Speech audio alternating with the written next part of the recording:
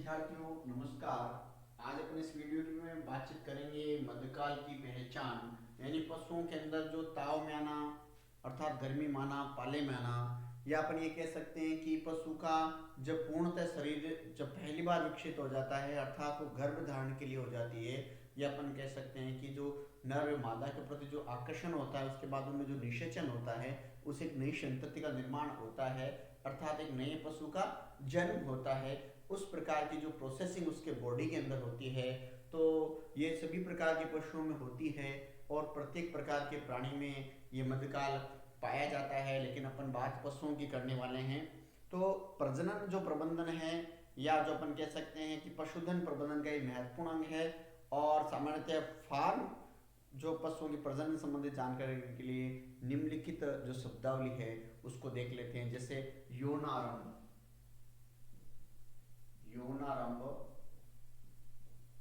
यानी एक प्रकार से यौनारंभ वो कंडीशन है जिसको प्यूबर्टी बोलते हैं।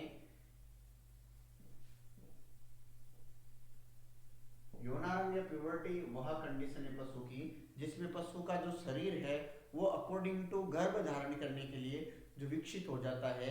सामान्यतया जो देसी नस्ल की जो गायें वगैरह होती है उनमें 18 माह के अर्थात लगभग 1.5 से 2 वर्ष का जो गाय की जो बछड़ी होती है वो गर्भ धारण योग्य, या एक प्रकार से उसमें वो लक्षण प्रकट होने शुरू हो जाते हैं। और लगभग 2 वर्ष की जो संकर प्रजाति की जो पशु होते हैं उनमें इस प्रकार की कंडीशन आ जाती है। और जो भैंसों के अंदर 30 माह और बकरियों में 12 माह, भेड़ों में 10 माह, इस प्रकार से ये कंडीशन होती है। तो मादा जनन अंगों में जब अंडाशय ओवरी पूर्णतः विकसित हो जाती है, यानी मादा जो जनन अंग है उनमें जब अंडाशय कंप्लीटली विकसित हो जाता है तो उसमें अंडाणु बनने की प्रक्रिया प्रारंभ हो जाती है, तो मादा का यौवन आरंभ हो जाता है। इसी को प्यूबर्टी कहते हैं। यानी मादा जनन अंगों में अंडाशय में अंडों का बनना प्रारंभ हो जाता है।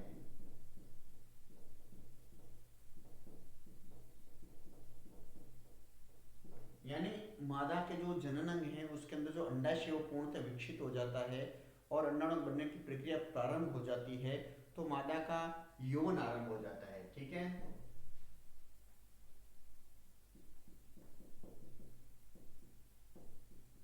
मादा का यौवन आरंभ हो जाता है।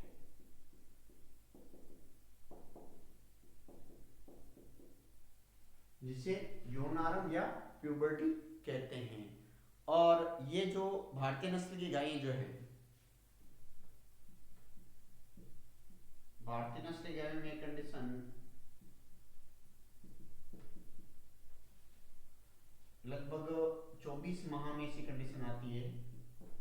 संकर जो नस्लें होती है उसमें 18 माह, जो भैंसें होती है भैंसों में थोड़ा सा समय अधिक लगता है। भैंसों में लगभग 30 माह लगते हैं। बकरी में इस कंडीशन में 12 माह लगते हैं। और जो आपके भेड़ें होती हैं उनमें 10 माह।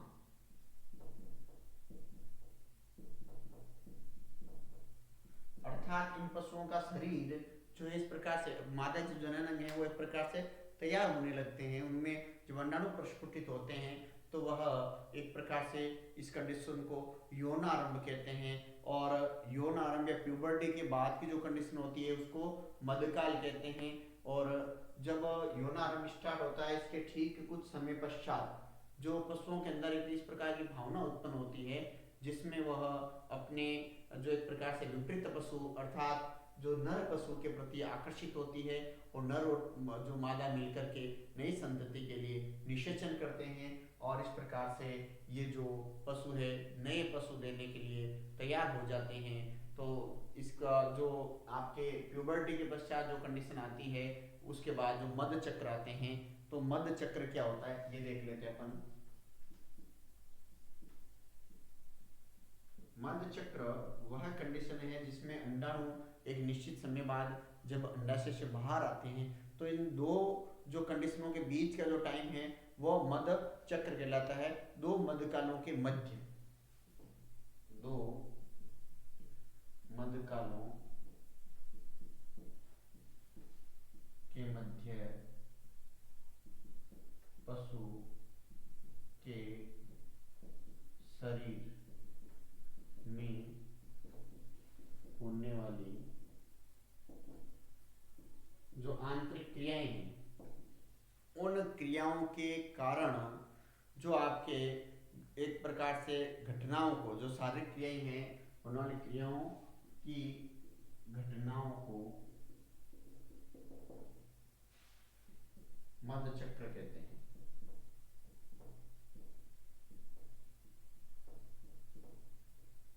ठीक है, यानी मध्य चक्र वह कंडीशन है जिसमें जो एक प्रकार से आपके आज किसी भी पशु के अंदर अंडाशय से अंडाणु निकले हैं, तब ये वापस एक निश्चित समय बाद पुनः ऐसी एक महीने के अंदर ऐसी कंडीशन होती है। तो भारतीय नस्ल की गायों में और विदेशी नस्ल की गायों में, भैंसों में, सभी में ये कंडीशन पाई जाती है। और इसके बाद यह वह अवधि होती है बंधुओं जिसमें पशु गर्भ धारण करने के विकास के लिए अपने शरीर को सुरक्षित वातावरण प्रदान करता है। और विभिन्न पशुओं के मध्य चक्र की जो तालिका है वो अब अपन देख लेते हैं। यानी सामान्यतया एक निश्चित समय बाद जब पशु के शरीर में ऐसी घटनाएं होती है, अर्थात अंडाणु प्रस्फुटित होते हैं, तब वह अपने विपरीत पशु के प्रति आकर्षित होती है और अपने साथी जो पशु होते हैं, यदि मादा मध्य चक्र में आई है तो वो जो नर जो भी पशु होगा उसके ऊपर चढ़ने का प्रयास करती है। तो इस प्रकार की जो एक प्रकार से इसको चेकिंग करने के लिए जो झुंड वाले होते हैं, जिनको एक प्रकार से अपन कह सकते हैं कि जो बंध्याकरण के सांड होते हैं, ऐसे झुंड में उन पशुओं को छोड़ा जाता है। तो वह पशु जो मध्यकाल में आया है वह पशु उस नर पशु पर चढ़ने का प्रयास करता है। ठीक, इसकी पहचान के लिए पशु को मध्यकाल को पहचानने के लिए प्रातःकाल या सायंकाल या दोनों समय निरीक्षण करना चाहिए। झुंड में रहने वाले पशुओं के लिए नसबंदी किए गए सांड का प्रयोग करना चाहिए, जिसे टीजर बुल कहते हैं। यानी टीजर बुल की सहायता से मध्यकाल की पहचान कराई जाती है। ये टीजर बुल एक प्रकार से बंध्याकरण किए होते हैं, अर्थात इनकी शारीरिक क्षमता नहीं होती है निषेचन करने की। इनके जो वर्षण वगैरह होते हैं उनको निकाल दिया जाता है। जैसे आपने बेल और सांड में अंतर देखा होगा। बेल किसको कहते हैं? बेल सांड का ही रूप है, लेकिन सांड के जो सांड के अंदर निषेचन करने की जो ताकत होती है, जबकि बेल जो होता है उसमें नहीं होती है, क्योंकि बेल का बंध्याकरण कर दिया जाता है। उसके जो वर्षण होते हैं जो नीचे लटकते हैं उनको निकाल लिया जाता है, क्योंकि बेल जो होगा वो खेती में काम आएगा। तो फिर वो यदि इस प्रकार से मादा पशुओं के पीछे घूमेगा तो फिर वो छकड़ी में नहीं जोत पाएंगे, उससे कृषि कार्य नहीं कर पाएंगे।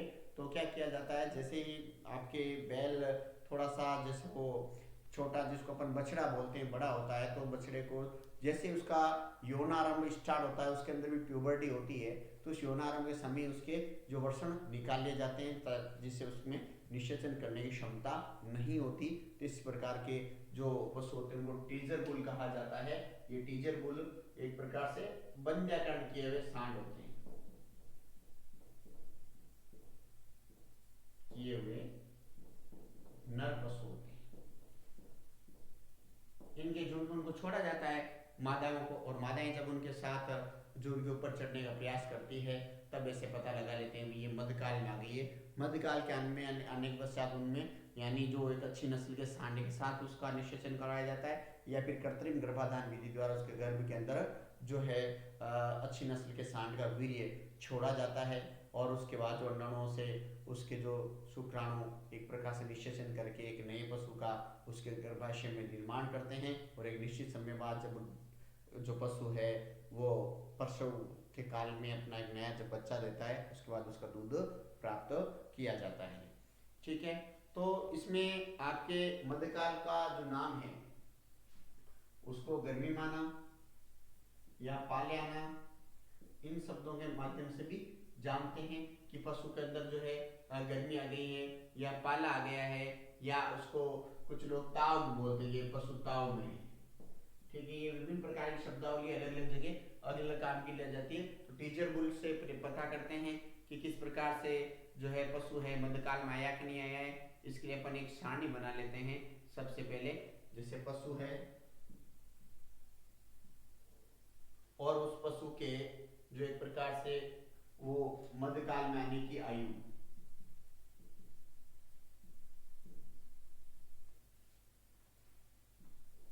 मध्य चक्र की अवधि,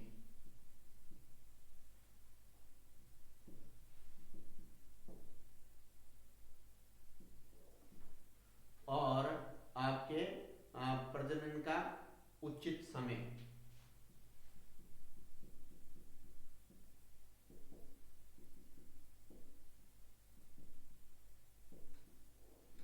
और इसके बाद देख लेते हैं गर्भकाल का दिन, यानी गर्भकाल कितने दिनों का रहेगा, कितने दिनों बाद वो जो पशु है वह एक प्रकार से नया बच्चा या जो एक प्रकार से जिसको अपन ब्याना कहते हैं वह ब्याती है। तो सबसे पहले करते हैं भारतीय नस्ल की गायों के बारे में। ठीक है, तो सबसे पहले देखो गाय के बारे में देख लेते हैं। भारतीय नस्ल की गाय, भारतीय नस्ल की गाय का जो मध्यकाल की आयु है वह लगभग आपके भारतीय नस्ल की गायों में 36 से 40 माह होती है, यानी 3 साल से लेकर के 3.5 साल तक इसका टाइम ऑफ पीरियड रहता है। जबकि जो संकर नस्ल होती है गायों की उसमें 22 माह, यानी लगभग 2 वर्ष की जो बच्चियां होती है वह गर्भ धारण करने के योग्य हो जाती है और मध्य चक्र इनका 21 दिन में वापस आता है। उस समय यदि गर्भित हो जाती है तो ठीक है, अन्यथा 21 दिन में पुनः मध्यकाल आता है और वो पशु उस प्रकार की घटनाएं करने लगता है।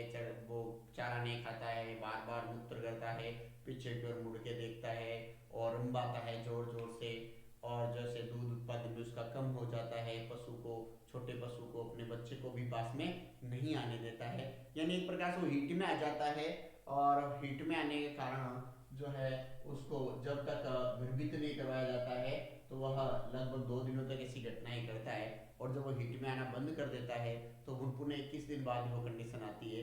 इसलिए पशुपालक को बहुत ही कुशलता पूर्वक सुबह शाम निगरानी रखनी चाहिए कि पशु ब्याहने के लगभग 2-3 माह बाद ताव में आएगा तो उस समय उसको गर्भित करवा दिया जाए, तो उसके सूखे काल को घटाया जा सकता है। और जब सूखा काल अर्थात दूध नहीं देने का काल घटेगा तभी वह पशु जो है लाभदायक होगा पशुपालक के लिए। तो मध्य चक्र 21 दिन में आता है, इस बात का इसको ध्यान रखना चाहिए। और प्रजनन का जो उचित समय है वह मध्यकाल की जो अवधि है वह आपके 21 दिन की है, और जो है मध्यकाल जो रहता है ये मध्य चक्र है। फिर मध्यकाल की अवधि देखनी है ना, मध्यकाल की अवधि तो लगभग 8 से 10 घंटे तक जो है मध्यकाल में रहती है। तो इसको समय जो है गर्भित करना उचित रहता है। ठीक है, और प्रजनन का जो उचित समय है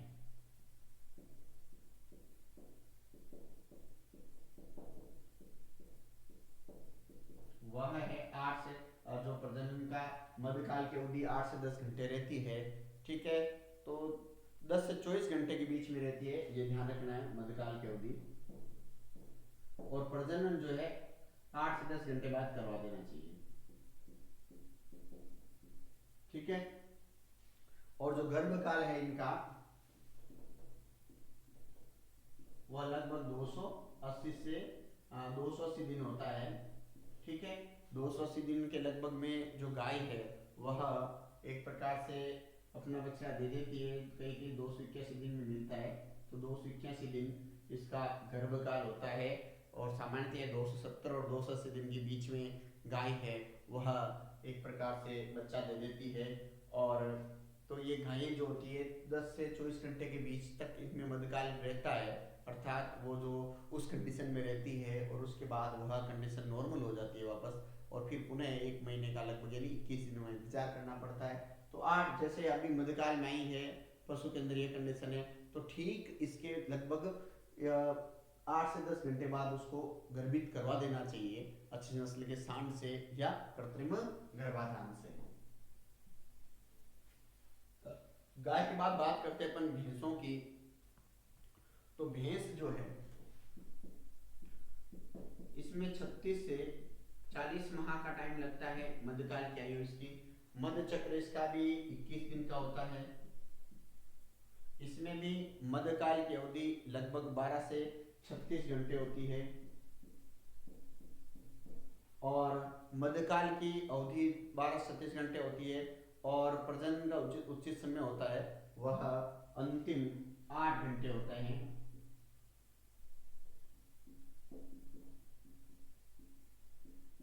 अंतिम 8 घंटे होते हैं अर्थात जैसे आप देखिए अभी मध्यकाल में इसमें भी अपने को ये ध्यान रखना है अंतिम 8 घंटे याद रखना है। अंतिम 8 घंटे, अंतिम 8 घंटे का मतलब सीधा सीधा हो गया कि जैसे 24 में 60 यानी 16 घंटे के बाद और इसमें लगभग एक दिन के बाद, यानी आज मध्यकाल में आइए तो लगभग 24 घंटे बाद उसको गर्भित करवाना चाहिए, यानी एक दिन छोड़कर के अगले दिन करवाना चाहिए ताकि वो आराम से गर्भ ठहर सके और जो पशुपालक है उसको कम से कम नुकसान हो सके। भैंस का जो गर्भकाल होता है वो 310 दिन का होता है। ठीक है, यानी लगभग 10 महीने और 10 दिन का गर्भकाल होता है इसका भैंस का। भैंस के बाद बात करते हैं अपन बकरी की। बकरी जो होती है उसकी मध्यकाल की आयु होती है बंधुओं आपके 15 से 19 महीने तक, यानी 15 से 19 महीना जो होता है 15 से 19 महीने के बीच में ये मध्यकाल की योग्य हो जाती है, इसमें अंडे वगैरह बनना स्टार्ट हो जाते हैं। मध्य चक्र की अवधि इसमें भी आपके 21 दिनों की होती है और मध्यकाल की जो अवधि होती है इसके अंदर 1 से 2 दिनों की होती है और इसमें जो प्रजनन करवाना होता है बकरी का, अच्छी नस्ल का जो प्रजनन करते हैं वह वही अंतिम 8 घंटे।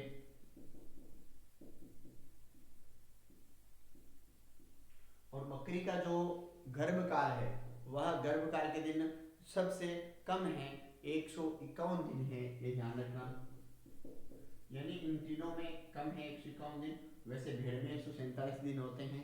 ठीक है, इसके बाद चलते हैं भेड़ की ओर। भेड़ जो है वह लगभग सेम टू सेम कंडीशन इसकी होती है। ठीक है, इसमें आपके भेड़ के अंदर जो आपके 12 से 18 माह में मध्यकाल आ जाता है और मध्य चक्र इसका 16.5 दिन का होता है और इसका जो मध्यकाल की अवधि वही 1 से 1.5 दिन की होती है। ठीक है, और प्रजनन का उचित समय होता है वही मध्यकाल के अंतिम 18 घंटे।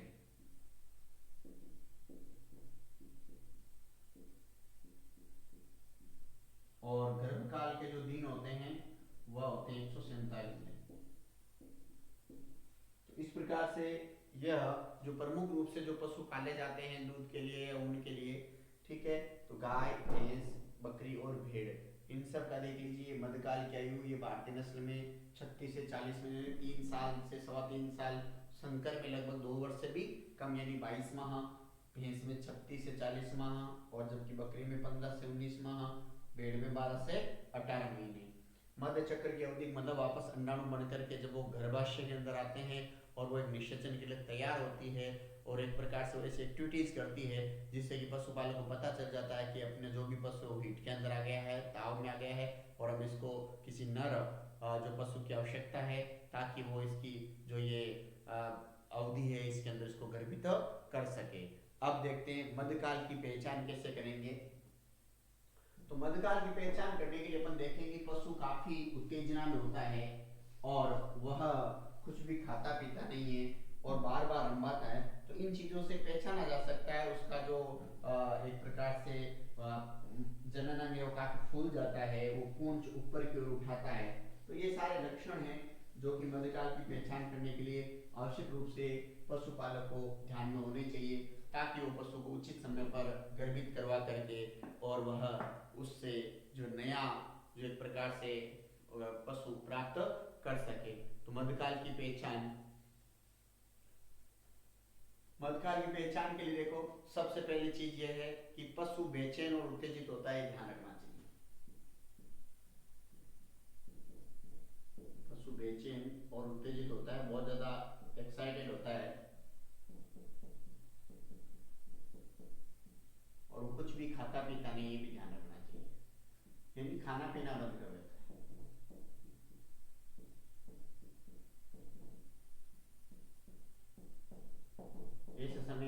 पास आते समय भी ध्यान रखना चाहिए, कई बार पशु मनुष्य के ऊपर भी चढ़ने का प्रयास करता है और इस प्रकार से वो एक प्रकार से हिटिंग हुटिंग भी करता है, ठीक है।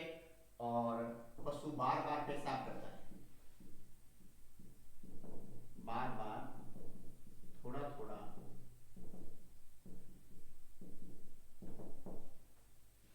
पेशाब करता है,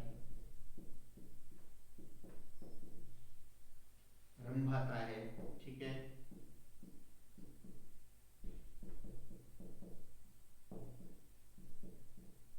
पशु जोर जोर से रंभाता भी है, ठीक है। और इसके अलावा मादा पशु जो होता है वह पीछे मुड़ मुड़ के भी देखता है,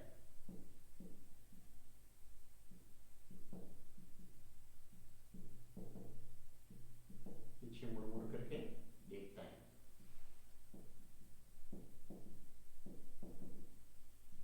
ये मध्यकाल की पहचान के जो एक प्रकार से इस प्रकार की चीजें हैं। और इसके अलावा पशु की योनि से तरल पदार्थ निकलता है, गाढ़ा तरल पदार्थ निकलना शुरू होता है, हल्का हल्का, जो कि अंडाशय से अंडाणु निकलने का प्रतीक होता है। ये जो तरल पदार्थ होता है योनि से निकलने लगता है, ठीक है। और गुप्तांग जो होता है वो थोड़ा सा फूल जाता है,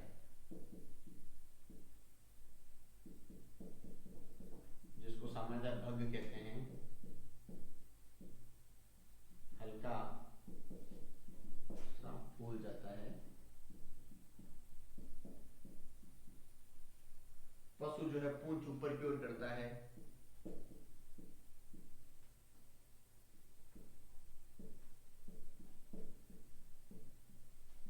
ऊपर की ओर करता है, यानी काफी वो पूंछ ऊपर की ओर रखता है। ये इसका जो एक प्रकार से प्रतीक है कि पशु है वो मध्यकाल में आ चुका है, ठीक है। और पशु एक स्थान पर नहीं ठहरता,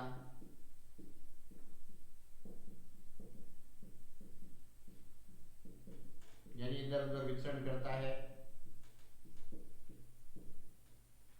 इसके अलावा पशु जो है काफी उत्तेजित अवस्था में दिखाई देता है, ठीक है। और गर्भाशय का द्वार खुल जाता है, ये भी इसकी पहचान है। लेकिन गर्भाशय का द्वार खुल जाता है ये सामान्य किसान को पता या पशुपालन को पता नहीं चलता है।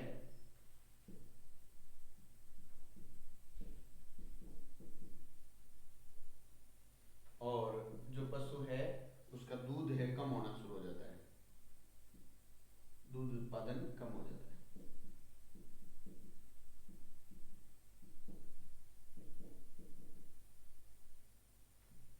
और इसके अलावा वो अपने बच्चे को पास आने नहीं देते।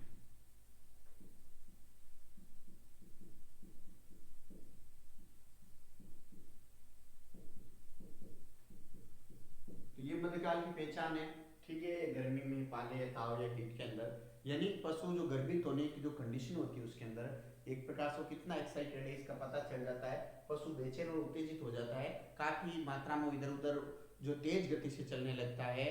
और वो एक प्रकार से जो अपनी बेचैनी जो है वो अनुभव करता है, ठीक है।